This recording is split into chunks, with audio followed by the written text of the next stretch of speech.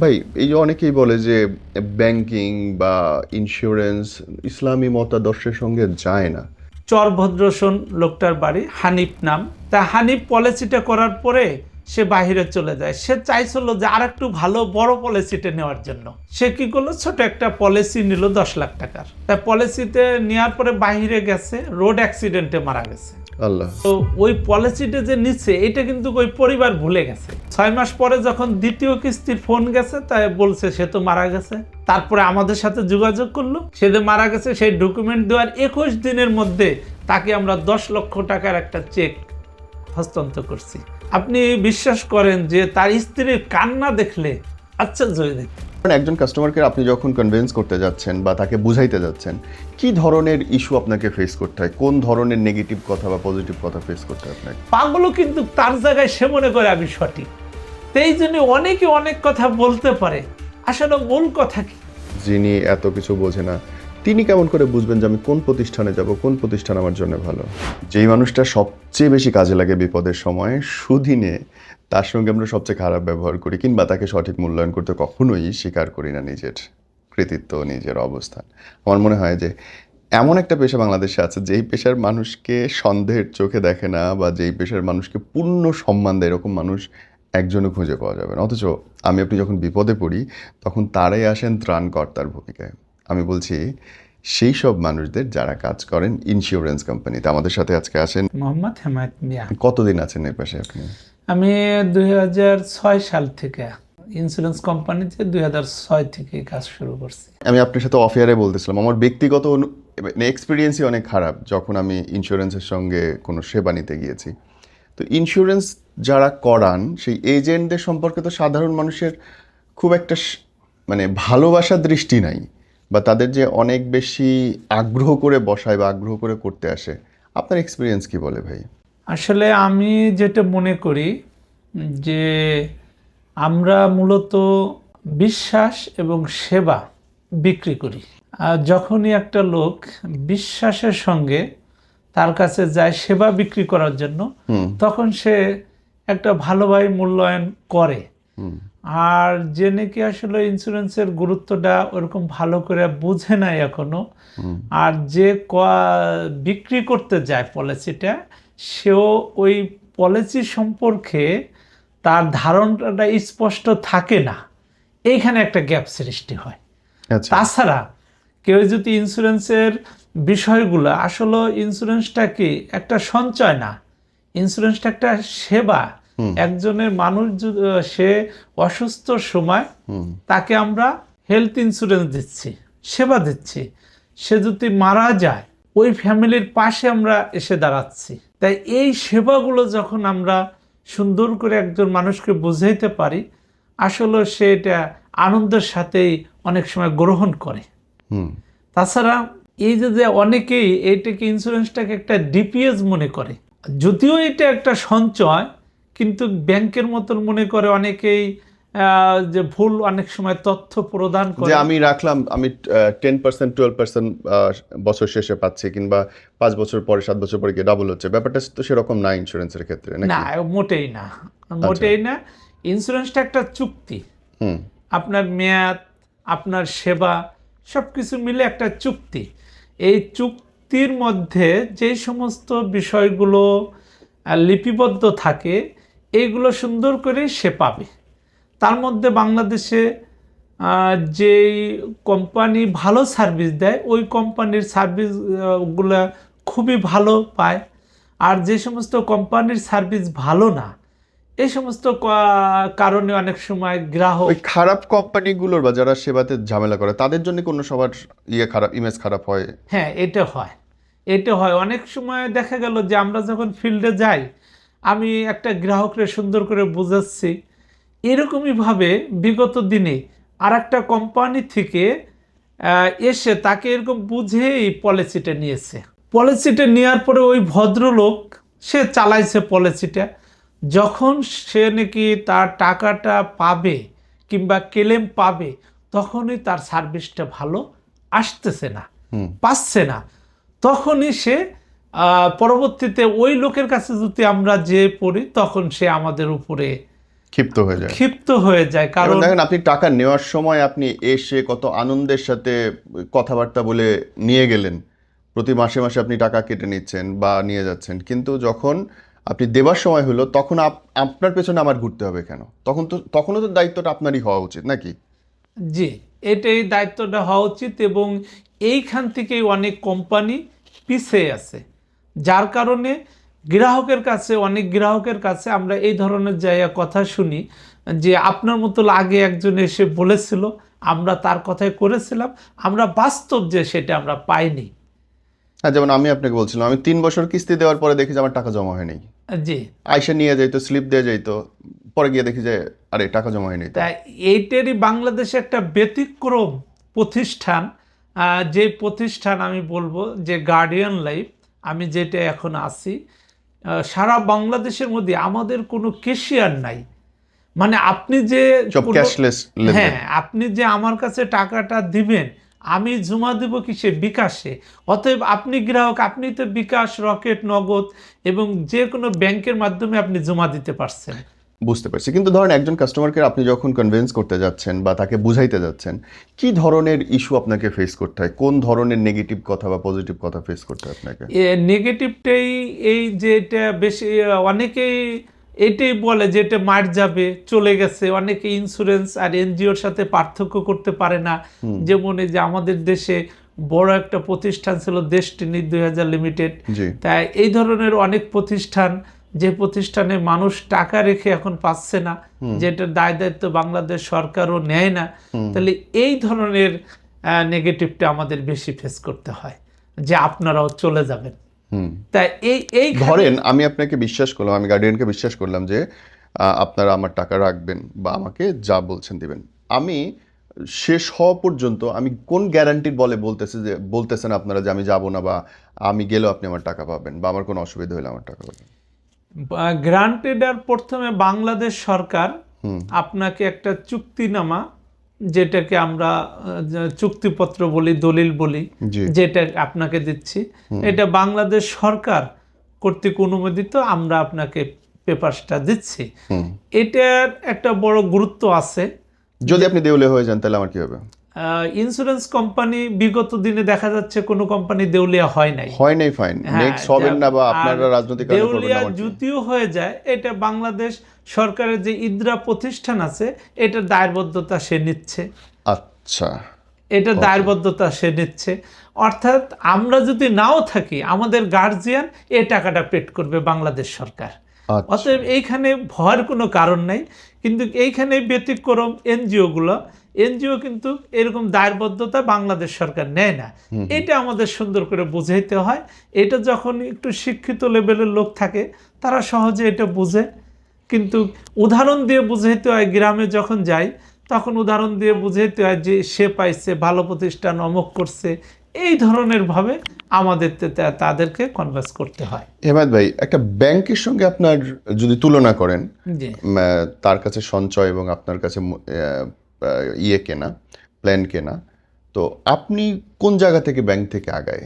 আমরা ব্যাংক থেকে যদি ধরেন, তাহলে আমরা সেবার দিকে আগায় আছি। কিরকম? যেমন ব্যাংকে আপনি একটা ডিপোজিট করবেন, সেও মেয়াদ শেষে আপনাকে একটা লাভ দিবে। আমরাও মেয়াদ শেষে আপনাকে একটা লাভ দিব। আমাদেরও টাকার 100% নিশ্চয়তা আছে, সময় মতো পাবেন। ব্যাংকেও যেরকম নিশ্চয়তা আছে, সময় মতো পাবেন। কিন্তু আমরা যেটা দিতে পারি, যে আপনি অসুস্থ হয়ে হাসপাতালে ভর্তি হলে আমরা 50,000 থেকে 10 লক্ষ টাকা পর্যন্ত সেবা দিতে পারি প্রতিবার। যে হ্যাঁ, যেটা আপনাদের আপনার ধার্যকৃত আছে। কারো যিনি 50, যেরকম ওইরকম ভাবে ধার্যকৃত আছে। এই সেবাটা ক্যাশলেস আমাদের প্রায় 375+ হাসপাতাল, যেখানে গেলে আপনার টাকা জমা দেওয়া লাগছে না। ওই সমস্ত হাসপাতালে গেলে আপনি বিনা খরচে আপনার ওষুধ, ডাক্তার, বেড ভাড়া, এগুলো আপনার কোনো পে করা লাগতেছে না। এগুলা guardian life insurance company pay করে দিচ্ছে। তাহলে আপনি এই মানে আমি এই আল্লাহ সুবিধাটা মাফ করুক যদি জি। কোথাও ওই আপনার হসপিটালগুলোতে গিয়ে ভর্তি হই, তাহলে ভর্তির সময় যে আমার টাকা দেওয়া, বেডে থাকা, খাওয়া দাওয়া, এগুলো টাকা দিতে না, হয় না? এগুলো কিছুই দেওয়া লাগছে না। হ্যাঁ। এই ফ্যাসিলিটিতে একমাত্র বাংলাদেশের প্রথম নিয়ে এসেছে গার্ডিয়ান লাইফ, যেটা ক্যাশলেস ফ্যাসিলিটি, এবং এ অনেক প্রতিষ্ঠান আছে, সে প্রতিষ্ঠান যার যার মতন করে ডেভেলপ করছে যে কিভাবে আসলে বাস্তবে একটা ইন্স্যুরেন্স কোম্পানিকে চালাইতে হয় এবং বাস্তবে একটা ইন্স্যুরেন্স কোম্পানির রূপ কেমন হওয়া উচিত। আপনি আমাকে বলেন, ধরেন ব্যাংকে গড়পড়তা আমার আমরা সাধারণ কাস্টমাররা এন্ড অফ দ্য ইয়ার 6.5 থেকে 7.5% সব ট্যাক্স ভ্যাট কেটে। মানে ওই ব্যাংকের লম্বা ফ্যাসিলিটির সাথে আমার কথাটা শেষ হয় নাই। জি জি জি, আমি আসেন। আর একটু বলতে চাচ্ছি যে একটা লোক ব্যাংকে একটা ডিপিএস করছে 5,000 টাকা, জি, সে মেয়াদ শেষে কিন্তু তার লভ্যাংশ সহ পাচ্ছে। সঠিক। কিন্তু ওই ব্যক্তি যদি হেনা বেগম মাদারীপুরে কিছুদিন আগে একটা পলিসি নিয়েছে, সে অল্প কিছু টাকা এক কিস্তি জমা দিয়েছিলেন। তাই ওই হেনা বেগম যখন পলিসিটা আমি সেল করি, তার স্বামী সে পলিসিটা করার ওরকম সম্মতি ছিল না। আচ্ছা, এটা মাদারীপুরে কোন থানায়? এটা মাদারীপুর সদর সদর থানা। আপনি নিজে করেছিলেন? জি জি। জি। তাই হেনা বেগমের পলিসিটা যখন হেনা বেগম নিল, তাই হেনা বেগমের পলিসি নেওয়ার পরে তার স্বামী ওরকমভাবে জানতো না, সে তার পার্সোনাল টাকা দিয়েই সে পলিসিটা নেয়। কিন্তু কিছুদিন পরে সে অসুস্থ হয়, ঢাকা হাসপাতালে আসার পথেই সে মারা যায়। আল্লাহ। সে মারা যায়। তা ওই হেনা বেগমের টাকাই সবেমাত্র 2 মাস হলো দিয়েছি। তাই ওই পলিসির টাকাটা দিয়ে তার হাজব্যান্ড ওইখানেই, মানে কি আবেগ, যে আসলে আমার স্ত্রী যে এরকম একটা মহৎ কাজ করে গেল, এরকম একটা ভালো কাজ করে গেল, এবং সে যে টাকাটা পেয়েছে, তারপরে ওই টাকাটা দিয়ে তার একটা ছেলে ছিল, ওই ছেলেটাকে বিদেশে পাঠিয়েছে, ওই ব্যবস্থা করে ওই টাকা দিয়ে বিদেশ পাঠাইলো, তাই তাদের ফ্যামিলিটা যাতে আরো ভালো চলে। এরকমভাবেই দেখা যাচ্ছে যে আর কি তার আরো 6 মাস আগে আর একটা পলিসি দিয়েছি, সে ব্যক্তি বাহিরে যাওয়ার আগে পলিসিটা নিয়েছে। তার ছোট ছোট প্রায় 4টে সন্তান। চরভদ্রসন লোকটার বাড়ি, হানিফ নাম। তা হানিফ পলিসিটা করার পরে সে বাহিরে চলে যায়। সে চাইছিল যে আর একটু ভালো বড় পলিসিটা নেওয়ার জন্য, কিন্তু তার স্ত্রীও এখানে একটা বাধা দেয় যে আমাদের ঘর দেওয়া হয় নাই, আরো ছেলে সন্তান ছোট, তুমি এইখানে টাকা রাখবা কি, আমাদের তো অনেক খরচ আছে। এই হানিফ সে কি করলো, ছোট একটা পলিসি নিল 10 লাখ টাকার। তাই পলিসিতে নেওয়ার পরে বাহিরে গেছে, রোড অ্যাক্সিডেন্টে মারা গেছে। আল্লাহ। মারা যাওয়ার পরে তা তো ওই পলিসিটা যে নিচ্ছে, এটা কিন্তু ওই পরিবার ভুলে গেছে। আচ্ছা। এটা মানে পরিবারের অতটা ইমেজ নাই যে একটা পলিসি করছি এই সে, মানে সে বাহিরে থাকে, 10 লাখ টাকার একটা পলিসি নিছে, কত আমাদের প্রিমিয়াম কত, যে 43,000 টাকার মতো 6 মাস পর পর জমা দিয়ে গেছে। তাই 6 মাস পরে যখন দ্বিতীয় কিস্তির ফোন গেছে, তাই বলছে সে তো মারা গেছে। তারপরে আমাদের সাথে যোগাযোগ করলো, আমাদের সে যে মারা গেছে সেই ডকুমেন্ট দেওয়ার 21 দিনের মধ্যে তাকে আমরা 10 লক্ষ টাকার একটা চেক হস্তান্তর করছি একটা অনুষ্ঠান করে। তাই ওই অনুষ্ঠানে আপনি বিশ্বাস করেন যে তার স্ত্রীর কান্না দেখলে আশ্চর্য হয়ে যেতেন। যতটুক ছোট ছোট ছেলে পেলে, আহা, কই যাবে কই যাবে, এতিম তো। একটা ঘরও নাই। ইস। তাই আলহামদুলিল্লাহ এই সময় ভালো লাগে যে আমি পাশে দাঁড়াইতে পারছি, এতিমের মাথায় হাত বুলাইতে পারছেন আপনি। এই সময় খুব ভালো লাগে। আমার নবী এতিম ছিল ভাই, এবং তিনি তো সব এতিমদের পাশে দাঁড়াইতে বলছেন সব। আপনারা তো একদিক থেকে সুন্নতের কাজই করতেছেন ভাই। জি আলহামদুলিল্লাহ, এটা আমি মনে করি যে খুবই ভালো একটা পেশা গার্ডিয়ান লাইফ ইন্স্যুরেন্স পেশা, যেখানে সৎ এবং নিষ্ঠার সাথে একটা লোক যদি সে মানুষের সেবার উদ্দেশ্যে এই কাজটা করে থাকে, আমি মনে করি সে দুনিয়া এবং আখেরাত উভয় জাহানে সে ভালো থাকবে। মানুষের টাকা যদি আত্মসাৎ না করে, সঠিকভাবে সঠিক কথা বলে যদি পলিসি সেল করে, তাহলে উভয় শান্তিতে থাকবে। ভাই, এই যে অনেকেই বলে যে ব্যাংকিং বা ইন্স্যুরেন্স ইসলামী মতাদর্শের সঙ্গে যায় না, একজন ক্লেম করার পরে কতদিন লাগে ভাই তার পর্যন্ত টাকা আসতে? আমি 21 দিনের মধ্যেই ক্লেম সেটেল করতে পারছি মৃত দাবিটা।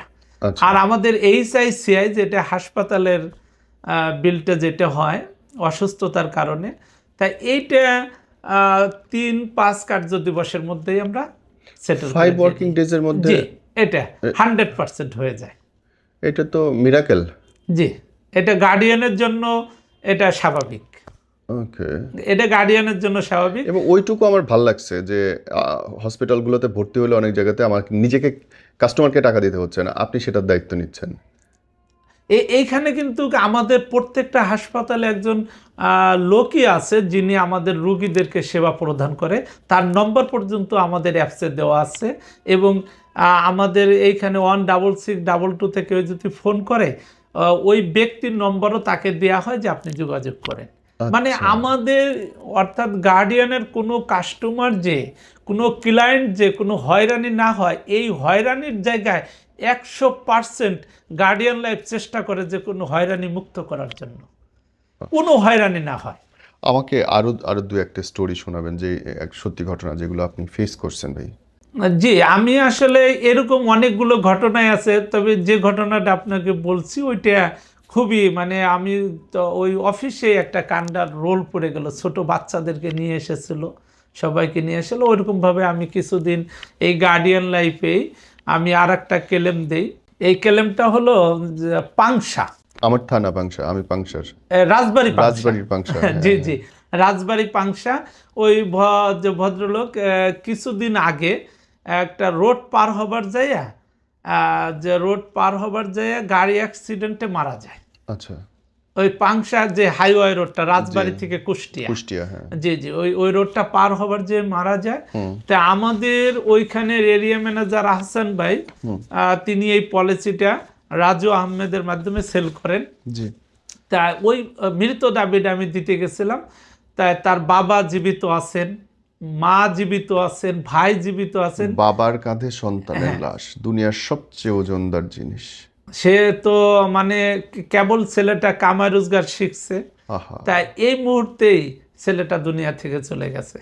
তাই এখন অন্তত পক্ষে যে তার বাবাকে মানে এখন সে বাবাও বৃদ্ধ, মাও বৃদ্ধ, এখন ছেলেটা কামাই রোজগার করতো, পরিবার কিন্তু সেই দেখতো। তখন দেখেন ওই পরিবারটার তখন কি অবস্থা। ওই পরিবারটা সেই দেখাশোনা করতো, কাজ খুব বেশি না, যা পাইতো ওই কাজগুলোই করতো। কিন্তু সে যখন মারা গেল তখন তো এলাকার লোকজন সবাই এসে কান্নাকাটি করছে, কিন্তু তাকে কেউ কিছু দিতে পারে নাই, চেয়ারম্যান মেম্বারও কিছু দিতে পারে নাই। আমরা কিন্তু তাকে মৃত দাবিটা 21 দিনের মধ্যে একটা দোয়ার অনুষ্ঠান করে দিয়েছি। ওই দোয়ার অনুষ্ঠানে তার বাবা খুব কান্নাকাটি করছে যে গার্ডিয়ানটাই আমার একটা, যেমন ছেলের জন্য দোয়াও করছে, সম্মানও করছে, আমাদের আর্থিক সহযোগিতাও করলো, একমাত্র একটা প্রতিষ্ঠান।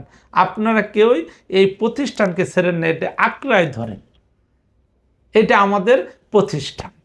তার কথা ওই এলাকায় আমার মনে হয় ওই দিনই অনেকেই পলিসি নিছে। আমরা একটা অনুষ্ঠান করে ওই ক্লেমটা দিয়েছি। এটা বেশি না, 3 মাস আগের ঘটনা। আচ্ছা। এটা 3 মাস আগের ঘটনা। তাই আমরা এইরকমভাবে যে ক্লেমগুলো দেই, আমি 100-র উপরে মৃত দাবি দিয়েছি। তবে আলহামদুলিল্লাহ আমি যে পলিসিগুলো করেছি প্রায় সংসারের কর্তা এদের নামে করেছি, যে যদি ক্ষুধা না করে কোনো সমস্যা হয় তাহলে যাতে ওই ফ্যামিলিটা একটু দাঁড়ানোর জায়গা পায়, একটু অর্থনীতি স্বাবলম্বী হতে পারে। এই বিষয়গুলো ইন্স্যুরেন্সের যথেষ্ট একটা ভূমিকা রাখে। আর আমাদের এইখানে প্রতিষ্ঠানটা যে এসবি মানে সালবাই বেনিফিটটা যেটা পায় 3 বছর 5 বছর, এইটাও কোনো হয়রানি নাই। তার ব্যাংক অ্যাকাউন্টে সরাসরি টাকাটা হেড অফিস থেকে চলে যায়, যার কারণে অনেকেই দেখা গেল যে এখন যে সময় মতো টাকা পেয়ে তার আত্মীয় স্বজনকে নিয়ে আসে যে এদেরকেও পলিসি করাই দেন। এই যে মানে ইন্স্যুরেন্সের জন্য একটা ভালো দিন শুরু হয়েছে, এটার দাবিদার। এবং এখন তো চিটিং করার কোনো জায়গা নেই, কারণ লেনদেন সব তো ব্যাংক টু ব্যাংক, এবং মাঝখানে যে এজেন্ট টাকা মারবে সেটা তো আর এখন আর সুযোগ নেই। সুযোগ কিছু কিছু প্রতিষ্ঠানে নাই, আবার কিছু কিছু প্রতিষ্ঠানে এখনো ম্যানুয়ালি টাকা নিচ্ছে। এবং রসিদের মধ্যেও কিছু কিছু ঘাবলা করছে। যে ঠিক মতন টাকা জমা হচ্ছে না। তার মানে হচ্ছে যেসব প্রতিষ্ঠান হাতে টাকা নেয় তাদের সঙ্গে ঝামেলা হইতে পারে, ঝামেলা হচ্ছে এখনো, আর যারা ডিজিটালি, হওয়ার সম্ভাবনা থাকে আর কি এটা। আর যারা হচ্ছে ব্যাংক টু ব্যাংক লেনদেন করে বা মোবাইল থেকে ব্যাংকে, মানে ব্যাংকের সাথে লেনদেন করলে সেখানে তো ডকুমেন্ট, এটা অনেক নিরাপদ, অনেক নিরাপদ। আসলে টাকা এমন একটা জিনিস যার কাছে যায় তার কথা বলে। আপনি একটা লাইন বললেন যে 2 বছর একটানা টাকা না দিলে টাকাটাই ফেরত পায় না, এইটা সম্পর্কে একটু বলেন, এটার ব্যাখ্যাটা কি? এটা আমাদের বাংলাদেশ সরকারের আইন নিয়ম যে ইন্স্যুরেন্স ন্যূনতম 2 বছর চালাইতে হবে। চালাইলাম। যে 2 বছর চালাইলে আপনার টাকার জিম্মাদারি বাংলাদেশ সরকার। হুম। যে কোম্পানির সার্ভিস ভালো খুব সহজে সেই কোম্পানি থেকে তার নিয়ম অনুসারে টাকাটা পাচ্ছে। হুম। আর যে কোম্পানির সার্ভিস ভালো না, এ ক্যাটাগরির কোম্পানি না, সেই কোম্পানি থেকে টাকা পাচ্ছে কিন্তু অনেক ঘুরে ঘুরে পাচ্ছে। ওকে, এই যে 2 বছর টাকা দেওয়ার পরে সে আর যদি কন্টিনিউ না করে তাহলে কি হবে? 2 বছর দেওয়ার আমাদের গার্ডিয়ান লাইফে অটো তামাদি অটো যে পেড অফ হয়ে যায়, ক্লোজ হয়ে যায়। ক্লোজ হয়ে যায়, তখন তার ওই টাকাটা গচ্ছিত থাকে, সে মেয়াদ শেষে লাভ সহ ফেরত পায়। মানে এই 2 বছর আমার 10 বছরের আছে, 2 বছরে গিয়ে আমি বন্ধ করলাম, তাহলে এটাকে আমি 10 বছর পরে পাবো ফেরত? জি, 10 বছর পরে আপনি পাবেন, এবং 2 বছর পরেই আপনি নিতে পারেন যদি আপনি তৃতীয় কিস্তি আসার আগে যদি যোগাযোগ করেন। সেই ক্ষেত্রে পলিসিটা রানিং থাকে, কোম্পানির নিয়ম অনুসারে আপনি টাকা পাবেন। আচ্ছা। আর যদি আপনি যখনই তৃতীয় কিস্তি পার হয়ে গেছে তখন পলিসিটা পেড অফ হয়ে গেছে, বন্ধ হয়ে গেছে। আর বন্ধ পলিসির ক্ষেত্রে কোনো কিছুই কোম্পানির নিয়ম অনুসারে সে পায় না, মৃত দাবি পায় না, হেলথ ইন্স্যুরেন্স পায় না। তখন ওই যে 10 বছর যাবে তারপরে সে টাকাটা পাবে, বা সে বা তার যারা আছে তারা পাবে। জি জি। আচ্ছা, এই জায়গাটা আরেকটা প্রশ্ন, ধরেন আমি একটা ইন্স্যুরেন্স করেছি, সামহাও আমার পরিবার সেটা জানে না বা সেই কাগজপত্র তাদের কাছে নেই, তাইলে এই এই এই টাকাটা আপনারা তার কাছে কেমন করে পৌঁছান ভাই?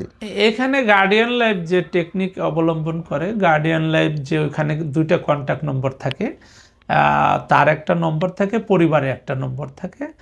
যখন টাকা তার পাওয়ার ম্যাচুরিটি কিংবা যে কোনো সমস্যার কারণে টাকা পাওয়ার সময় হয়, তার আগেই যোগাযোগ শুরু করে। যদি যে কোনো কারণেই কন্ট্যাক্ট নম্বর যদি দুটোই বন্ধ থাকে, সেই ক্ষেত্রে ওই যে ঠিকানাটা আছে তাদের এজেন্টদেরকে ওই ঠিকানা অনুসারে তার ব্যাংক অ্যাকাউন্ট সংগ্রহ করার চেষ্টা করে এবং ওই অ্যাকাউন্টে টাকাটা ট্রান্সফার করে। মানে কাউকে ক্লেম করতে হয় না, না কাউকে, মানে সরাসরি তখন প্রতিষ্ঠান দায়িত্ব নেয়। তাই কি? আমাকে বলেন তো ভাই, এত সুবিধা এবং এত অফার, তারপরে ইন্স্যুরেন্স নিয়ে এত নেতিবাচক মনোভাব কেন? এই যে এইমাত্র যে সুবিধাটা আপনাকে বললাম, যে সুবিধাটা যে মানুষকে খুঁজে টাকা দেয়, সঠিক, এইরকম নজির কিন্তু গার্ডিয়ান লাইফের। কিন্তু আমাকে বলেন, এত ভালো কাজ করতেছেন তারপরে কেন নেতিবাচক? আরেকটা প্রতিষ্ঠান যেটা আমি চাকরি করছি সেটা আপনাকে আমি বলছি, যে ওই প্রতিষ্ঠানে সে তার দলিল না জমা দিলে সে টাকা পাচ্ছে না। তার কয় কিস্তি জমা দিয়েছে তার রসিদ পর্যন্ত জমা দিতে হয়। আমাদের এইখানে গার্ডিয়ান লাইফে কোনো দলিল জমা দিতে হয় না, রসিদ জমা দিতে হয় না। গার্ডিয়ান লাইফ দেখে তার কয় কিস্তি জমা আসে, তা তো আমাদের কাছে আছে ডকুমেন্ট, ওই হিসেবেই সে টাকাটা ট্রান্সফার করছে, অতএব সে না আসলেও টাকাটা পাচ্ছে। কিন্তু অন্য প্রতিষ্ঠান যদি আপনি দেখেন এইখানে, তাহলে কিন্তু সেই প্রতিষ্ঠানগুলো কি তার পেপারসগুলো দিতে হয়। অনেক সময় দেখা গেল যে 10 বছর আগে একটা পলিসি করেছিল, ওই 10 বছর পেপারস কে কোথায় রাখে, এটা অনেক সময় স্বাভাবিক হারায় যায়, তখন কিন্তু তার টাকাটা উঠাইতে অনেক ঝামেলা হয়। আবার দেখা গেল যে অফিসটা 10 বছর আগে যারা করাইছিল তারা এখন ওই প্রতিষ্ঠানে নাই, তাই এই ক্ষেত্রে সে একটু হয়রানি হয়। তাই এইখানে গার্ডিয়ান লাইফ কি করছে, একটা কল সেন্টার রাখছে গার্ডিয়ান লাইফের শুরু থেকে 16622। এই কল সেন্টারটা সবসময় গ্রাহকের সাথে যোগাযোগ করে, এবং কেউ যদি টাকার পাওনাদার হয় এই কল সেন্টারে ফোন দিয়ে পলিসি নম্বরটা বললেই ওকে। আপনার ইন্স্যুরেন্সে আসার জার্নিটা আমাকে বলেন। ইন্স্যুরেন্স চাকরি বা এই পেশাটা তা তো সোজা কিছু না, এটা তো অনেক টাফ জিনিস, ধৈর্য, বোঝানোর ক্ষমতা, এবং এটা তো আসলে জব না ব্যবসা সেটা নিয়েও মানুষ কনফিউজ থাকে। আপনি কি করে এই পেশার মধ্যে ঢুকলেন ভাই? জি, সুন্দর একটা প্রশ্ন করেছেন। আমি লেখাপড়া করেছি শেষ গহারডাঙ্গা মাদ্রাসায়। জি। প্রথমে আমার পাঠশালা স্কুল থেকে শুরু হয়ে ভাওয়াল স্কুল, তারপরে শেষ করছি গহারডাঙ্গা মাদ্রাসায়। ওখান থেকে পড়াশোনা করার পরে আমি শিক্ষক হিসেবে নিয়োগ হই। টিচার? জি, এই চৌরঙ্গি, ফরিদপুরে আর কি, চৌরঙ্গি মাদ্রাসা। এই চৌরঙ্গি মাদ্রাসা আমি পড়াই ছাত্রদেরকে। তখন ছোট ছোট ছেলেপেলেদের কোরআন শরীফ পড়াইতাম, হেফজে পড়াইতাম। তা ওইখান থেকে আমার শুরু। তা ওইখানে আমার এক বন্ধু, ক্লাস ফ্রেন্ড ছিল ওহিদুজ্জামান। ওহিদুজ্জামান ভাই, তিনি ন্যাশনালে চাকরি করতেন ইন্স্যুরেন্সে। ও আমাকে একটা পলিসি করায়, একটা ইন্স্যুরেন্সে একটা পলিসি করায়, এবং পরবর্তীতে আমাকে একটা এজেন্ট কোড দেয় যে আপনি আর দু একটা পলিসি আমাকে এখানে করাই দিয়েন। তখন আমি আমার কলিগ হাফেজ মৌলানা আব্দুর রাজ্জাক সাহেব, তাকে প্রথম একটা পলিসি দিই। 3 লাখ টাকার একটা, আমার মনে আছে, একটা 25,000 টাকা বছরের জন্য একটা পলিসি দিই। তা ওই পলিসিটা দেওয়ার পরে আমি একটা ভালো ইনকাম পাই। তো এইখান থেকে মোটামুটি আলহামদুলিল্লাহ, যে ওই মাদ্রাসায় ওইখানে শিক্ষকতা করি, পাশাপাশি 2-একটা পলিসি এরকম দেই। একটা সময় ওই চৌরঙ্গি মাদ্রাসাটা ছিল মসজিদের সাথে, অজুখানার উপরে। তাই মাদ্রাসাটা বড় করার জন্য মাদ্রাসাটাকে ক্লোজ করে দিছে। তখন আমার বন্ধু বলল যে তাহলে আপনি এইখানেই জব করেন। তা এইভাবেই আশা, আমি কাজ করি, ভালো পলিসি সেল করছি। তাই একটা সময় চিন্তা করলাম যে আরও বেশি পলিসি সেল করার দরকার, অনেক বড় হওয়ার দরকার। ইন্স্যুরেন্সটা ভালো লাগতেছিল, অনেক ভালো লাগতেছিল। বেশ কয়েক বছর কাজ করার পরে আমি চিন্তা করলাম যে একটু বড় পদে এবং ভালো কাজ করি।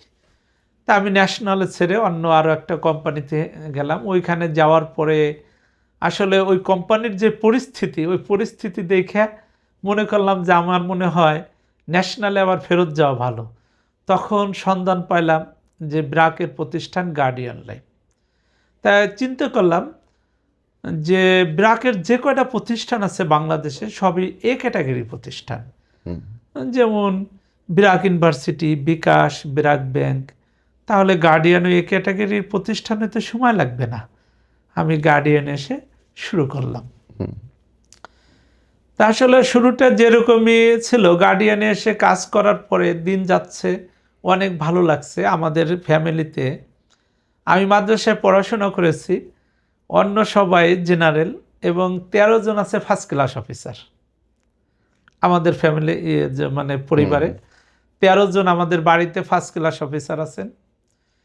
তা আসলে তাদের জীবনযাত্রা, জীবনের মান, যেভাবে চলাফেরা করেন তারা, তাই আমি ইন্স্যুরেন্সের কাজ করে তাদের চাইতে ভালো চলতে পারতেছি। এই জন্য আমার কাছে একটু ভালো লাগা শুরু হলো। তারা এখনও কেউ বাড়িতে একটা প্রাইভেট কার নিয়ে যায় না, আমি কিন্তু প্রাইভেট কারে বাড়ি যাই। মসজিদে গেলে আমাকে সবাই অন্যরকমভাবে সম্মান করে।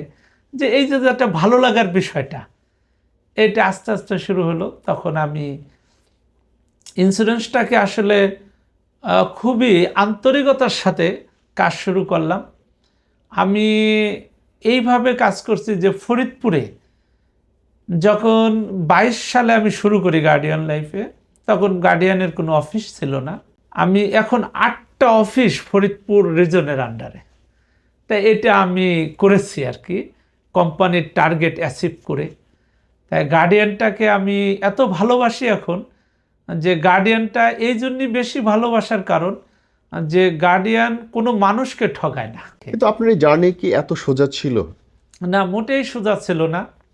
শুরুর দিকে অনেক কষ্ট করা হয়েছে। আসলে ওটা এরকম যে আমি যখন মাদ্রাসাটা বন্ধ হয়ে যায়, তখন একরকম একটা হতাশায় ছিলাম যে এখন কি করব। তখন আমি চিন্তা করলাম একটু স্বাধীন পেশা, আর একটু স্বাধীন কোনো ব্যবসা বাণিজ্যের মধ্যে ঢুকতে চেয়েছিলাম, তো ওরকম পুঁজিও ছিল না। তাই চিন্তা করে তখন এই আমার ইন্স্যুরেন্সে ঢোকা, এই ইন্স্যুরেন্সে কাজ শুরু করা। তখন শুরুটা অনেক কষ্ট ছিল, বিগত 3 বছর অনেক কষ্ট করেছি। মানুষের কাছে আমি নিজে পলিসির জন্য গেছি, 10 জনের কাছে গেলে 2-1 জনে পলিসি নিছে, আবার অনেকেই নেয় নাই পলিসি, অনেকেই অনেক কথা বলছে। কিরকম কথা বলতো মানুষ? আপনি আর কোনো কাজ খুঁজে পাইলেন না, আগে ইমামতি করতেন, ছাত্রদের পড়াতেন, এটাই তো ভালো ছিল, এই সিটার বাটপারি ব্যবসায় আপনি কেন আসলেন? চিটার বাটপারি? হ্যাঁ, এই মানে অনেকেই মানে এরকমই মনে করে যে ইন্স্যুরেন্স মানে একটা সিটার বাটপারি ব্যবসা। তা আমি বললাম কি যে না, এটা একটা ভালো পেশা, এটাকে পরিবর্তন করার জন্যই আমি এসেছি। তাই এইভাবে করে কেমনটা লাগতো তখন এইসব কথাবার্তা শুনতে? আসলে একটা লোক যদি না বুঝে কথা বলে, তখন আপনি মনে করেন যে এই যে বাচ্চা দেখা গেল আগুনের মধ্যে হাত দিচ্ছে, বাচ্চা তো মনে করছে এটা বিপদ না, এটা ভালো। পানির মধ্যে পড়ে যাইতে চাচ্ছে বাচ্চাটা, তো ও তো বুঝতেছে না যে পানিটা আমার মৃত্যুর ফাঁদ। তাই এরকম না বুঝে অনেকেই অনেক কথা বলতে পারে। আমি আপনাকে একটা কথা বলবো, কথাটা হলো পাগল যে সে যে ডাস্টবিনে ওই নোংরা খাবারটা খেচ্ছে, সে কি মনে করতেছে আমি সঠিক? পাগলও কিন্তু তার জায়গায় সে মনে করে আমি সঠিক। তো এই জন্য অনেকে অনেক কথা বলতে পারে। আসলে মূল কথা কি, ইন্স্যুরেন্সটা তো মানুষের উপকারই আসতেছে, ক্ষতি তো হচ্ছে না। তা আমি একজনে অনেক কথা বলছে, কিন্তু সেই কথাটা আমি ওরকমভাবে আমলে নেই, যে আসলে সে তার জায়গা থেকে বলছে, কিন্তু ভালোটা তো সে এখনো বুঝে নাই। ভালোটা বুঝলে সে আবার আমার পক্ষেই যাবে। এখন যেই ব্যক্তি আমাকে বসতে দিত না, পলিসির কথা শুনতো না, সেই ব্যক্তি আমাকে পলিসি করায় দিচ্ছে। বাসায় গেলি সর্বপ্রথম আমাকে বেশি আপ্যায়ন করছে, তার অনুষ্ঠানে আমাকে দাওয়াত দিচ্ছে, তার ছেলে মেয়ের বিয়ে শাদিতে আমাকে আগে ইনভাইট করছে। আপনি ফ্যামিলি মেম্বার হয়ে হ্যাঁ, গেলেন। ফ্যামিলি মেম্বার হয়ে গেছি। এবং আমি মনে করি আমার যে গ্রাহক সবাই আমার ফ্যামিলি মেম্বার, আমি এরকম মনে করি। মানে যখন একসময় গালি খাইতে হয়েছে আর এখন উল্টা তাদের সম্মান, সবচেয়ে সম্মানের জায়গা, সম্মানিত ব্যক্তি হয়েছে। তাই এইটা ওই জন্যই আমি হজম করতে পারছি। আমি জানি যে সারা না বুঝে বলতেছে। হ্যাঁ, দ্যাটস আ গুড পয়েন্ট। দেখা গেল যে যে কথাটা উদাহরণ দিলাম, পাগল সেও কি মনে করে যে আমি ঠিক আছি, রাইট। আর সে তো ভালো মানুষ, সে তো মনে করেন সে তো মনেই করতে পারে যে আমি যেটা বুঝছি এটা আমার ভালো, বোঝাই শেষ আমার বোঝা। বোঝাই ছিল। কিন্তু গার্ডিয়ান লাইফ যে কোনো ইন্স্যুরেন্স কোম্পানি, যারা এই ক্যাটাগরির কোম্পানি আছে, আমি বলবো এই কোম্পানিগুলো কখনো মানুষকে ঠগায় না। আর মানুষকে ঠগায় না বলে তারাও কখনো ঠগে না। যে কোম্পানিগুলো মানুষের সাথে 2 নম্বরই করছে, সেই প্রতিষ্ঠান এখন আমি বলবো একটু বিপদে আছে।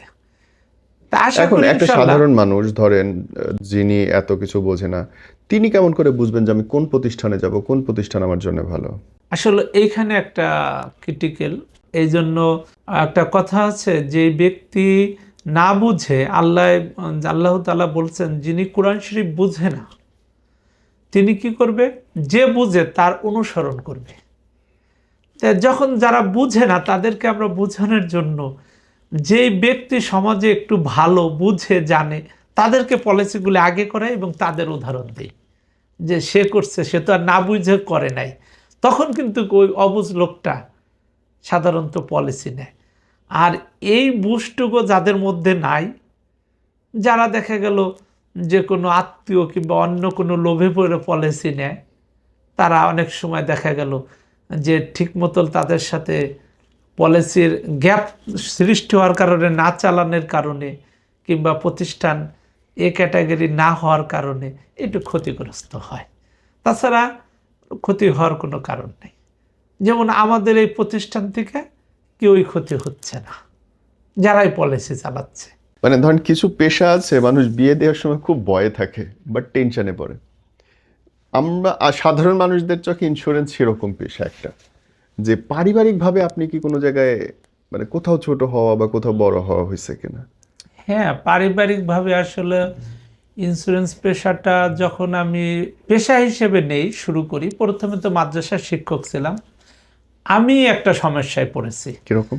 যেমন আমি আমার শ্বশুরবাড়ির ফ্যামিলি এবং আমার ফ্যামিলি, আমার মা, সেই বলতেছিল যে তুই আর কিছু পাইলি না, এই ইন্স্যুরেন্সটাকে তুই ধরছিস, তোকে মাদ্রাসায় পড়াইছি, তুই মাদ্রাসার খেদমত করবি, পোলাপানরে পড়াবি, এটাই তোর কাজ। হুম। তাই তুই কেন আবার এই ইন্স্যুরেন্সটা নিলি, তুই এটা ছাড়, নয়তো তোর বাসায় আমি থাকবো না। কে মানে বলতেছে? মা বলছে এই কথা। আয় হায়। তখন মাকে আমার বোঝানো লাগছে যে মা, পেশাটা এরকমই, এটা সুদের না। আমার মাকে বোঝানো লাগছে, আমার স্ত্রী, তাকেও আমার বোঝানো লাগছে। সে বলছে যে মানে তুমি এই পেশার সাথে থাকতে পারবা না, হ্যাঁ, এরকম কথাই এসেছে। কি কেন, কোন লজিক তার? লজিক যে এটা আর্থিক প্রতিষ্ঠান, আর্থিক প্রতিষ্ঠানে অনেক ধরনের ক্ষতিগ্রস্ত মানুষ হয়, আবার তা দেখা গেল কোম্পানি যদি চলে যায় আমার উপরে একটা চাপ সৃষ্টি হতে পারে, তখন সেই চাপটা তো ফ্যামিলির উপরে পড়ে। এই ধরনের একটা মানে এক একজন এক এক রকম বুঝে কথা বলে। মানে বউ এবং মা বাসা থাকবে না? মানে দুইজনের বুঝ দুই রকম। মার বুঝ হলো ছেলেকে মাদ্রাসায় পড়াইছি, মাদ্রাসা সে সেবা করবে। মাদ্রাসার টিচার হবে। হ্যাঁ। আর স্ত্রীর বুঝ হলো যদি আর্থিক প্রতিষ্ঠান কোনো ঝামেলা হয় তাহলে আমার বাচ্চা এবং আমাদের উপরে এসে প্রভাব পড়বে, হ্যাঁ স্বাভাবিক, কারণ টাকা মানে আপনারা আপনার কাছে পাবে দেখেন, এই মানুষ। দুইটাই কিন্তু ম্যানেজ করা লাগতেছে। এবং আমি দেখেছি আমার যারা কর্মী আছে জি। অনেক ইন্স্যুরেন্সে কাজ করে বিধায় তাদের সাথে আত্মীয়তাও করতে চায় না, বিয়ে হয় না। হ্যাঁ, হায় করতে চায় না। হ্যাঁ। যে ইন্স্যুরেন্সের চাকরি করে, কমিশনের চাকরি করে, হুম। মানে এই যে যে একটা অনীহা, মানে সমাজে অবজ্ঞ, এটা কিন্তু আস্তে আস্তে উঠে যাচ্ছে। এবং কমিশনের চাকরি করলে তো ভালো, বরং বেশি পাওয়া যায়। যেমন সেলসে চাকরি করে মানুষ হচ্ছে বেশি ইনকামের জন্য। জি জি, এটা সঠিক বলছেন। কারণ আমি আমার জীবনে আমি এক মাসে প্রায় 10 লাখ টাকা ইনকাম করেছি। মাশাআল্লাহ। মানে এইটা কিন্তু এটা কোনো বেতনে সম্ভব না তো। বেতনে সম্ভব না। Right. তাহলে এই ইনকামটা কিন্তু হয়েছে কি কমিশনের কারণে। হুম। তাই অনেকে আসলে এখনো ইন্স্যুরেন্স পেশাটাকে মূল্যায়ন করতে পারে নাই। যারা মূল্যায়ন করছে তারা কিন্তু ইন্স্যুরেন্স পেশাটাকে অনেক বড় করে দেখে এবং অনেক বড় জায়গায় পৌঁছে গেছে।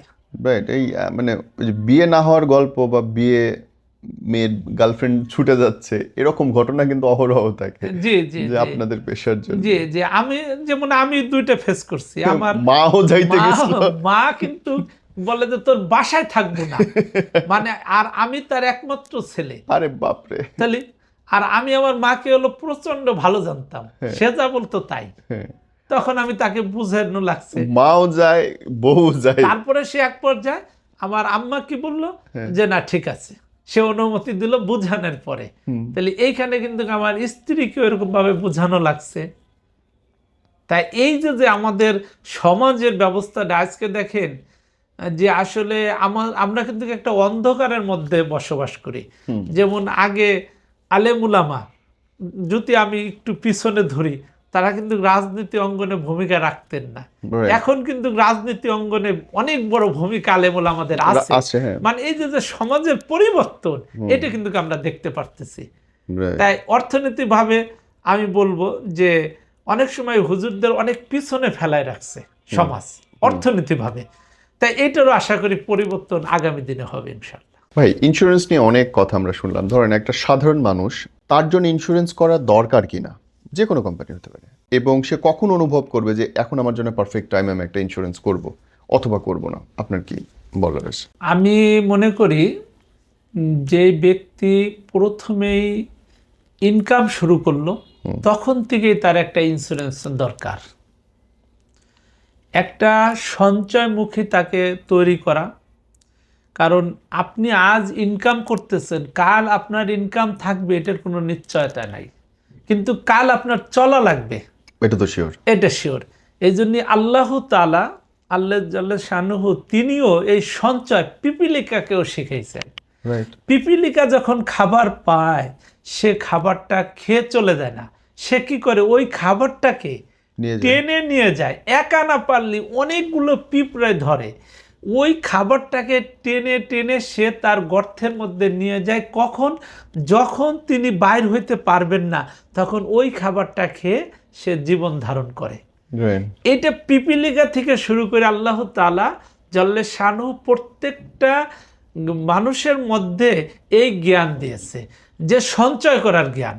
সঞ্চয় কখন করবে? যখন সে ইনকাম শুরু করলো তখন থেকে সঞ্চয় করবে। আর ইন্স্যুরেন্সটা এটা সঞ্চয়, ঝুঁকি, হেলথ ইন্স্যুরেন্স, বিপদের বন্ধু বলি আমরা, এটা তো অবশ্যই দরকার, কারণ আজ যদি সে ঘরেতে বাইর হয়ে সে যদি আর ফিরে না আসে, তখন কিন্তু তার পরিবারের কি অবস্থা। আমি ইন্স্যুরেন্সকে একটা তালা সমতুল্য উদাহরণ দিই। কিরকম? যেমন আজকে ধরেন আপনি ঘর থেকে যখন বাইর হয়ে যাচ্ছেন, আপনি ঘরে একটা তালা দিচ্ছেন কিসের জন্য? আপনার ঘরের সিকিউরিটির জন্য। যেই মালগুলো আপনার ঘরের মধ্যে আছে এইগুলো যাতে সুন্দর সঠিক থাকে, ওইটুকু আপনার কর্তব্য, যে আপনার ক্ষমতা আছে তালা দেওয়া। বাকি দেখার তৌফিককে আল্লাহ, বাকিটুকু আল্লাহ দেখবে। আমার যেটুক তৌফিক আছে আমি সেটুক করলাম। সঠিক। অর্থাৎ আল্লাহ তাআলা বলছেন কি, যে উটকে বাইন্দে আমার উপরে ভরসা করো, উটকে ছাইড়ে দিয়ে না। তাহলে আমি একটা ইন্স্যুরেন্স করলাম, এইটা আমি উটটাকে বানলাম। খোদা না করুক আমার যদি আজকে কোনো দুর্ঘটনা ঘটে, তখন আমার এই চিকিৎসার ভার কে নিবে? তখন কিন্তু গার্ডিয়ান লাইফ পাশে দাঁড়াচ্ছে। অতএব সে যখনই ইনকাম শুরু করলো, তখন একটা ইন্স্যুরেন্স করা থাকলে তার চিকিৎসার সুবিধাটা নিশ্চিতের মধ্যে থাকতেছে। সে ঘর থেকে বাইরে যাচ্ছে, তার ফ্যামিলিটা খোদা না করুক কোনো সমস্যায় যদি হয়, আর একমাত্র উপার্জনের ক্ষমতা যদি সে থাকে, তাহলে কিন্তু তার একটা টেনশন কাজ করে, যে আমি যদি ফিরে না আসতে পারি, বাচ্চাদেরকে কিছু না দিতে পারি, তখন আমাদের বাচ্চাদের কি হবে। একটা ইন্স্যুরেন্স থাকলে কিন্তু এই টেনশনটা কম থাকে। রাইট। তাহলে এই জায়গা থেকে তার টেনশনও কম থাকতেছে এবং তার পরিবারটাও অনেক ভালো থাকতেছে। এই জন্য আমি বলবো যে কোনো ব্যক্তি যেই হোক ইনকাম শুরু করছে, তার একটা ইন্স্যুরেন্স খুবই জরুরি, এবং সেটাকে বলবো এ ক্যাটাগরির প্রতিষ্ঠানে করার জন্য। এবং এই ক্যাটাগরির প্রতিষ্ঠান কোনটা, এরকম কি কোনো ওয়েবসাইট আছে সেখান থেকে জানা এই সম্ভব? যে সরকার 2025 সালে একটা এ ক্যাটাগরির প্রতিষ্ঠান সিলেক্ট করছে, আমি বলবো কতগুলো প্রতিষ্ঠান যে সিলেক্ট করছে? 6টা প্রতিষ্ঠান সিলেক্ট করছে। কোন 6টা তার প্রতিষ্ঠান? মধ্যে গার্ডিয়ান লাইফ, তার মধ্যে ন্যাশনাল লাইফ, ডেল্টা লাইফ, প্রগতি লাইফ, অ্যালিকো লাইফ। এই 6টা প্রতিষ্ঠানের মধ্যে এই প্রতিষ্ঠানগুলো আছে। ওকে, থ্যাংক ইউ ভাই, অনেক কিছু জানলাম ইন্স্যুরেন্স নিয়ে। সাধারণ মানুষের জন্য আমরা এক ধরনের কল্পিত রূপ ধারণ করে আছি আসলে, কারণ যখন ডিজিটাল ছিল না, লেনদেনগুলো চেকে হইতো বা মানুষ নিয়ে যেত, এবং ছোটোখাটো অনেক প্রতিষ্ঠানের ভুলের কারণে ইন্স্যুরেন্স নিয়ে মানুষের একটা ভুল ধারণা আদতে এখনও আছে, এবং আপনারা আপনাদের মতো ব্যক্তি এবং প্রতিষ্ঠান সেটা বদলের জন্য কাজ করছেন। আপনারা সঠিক পথটা দেখাচ্ছেন আমাদেরকে, সেই জন্য ধন্যবাদ।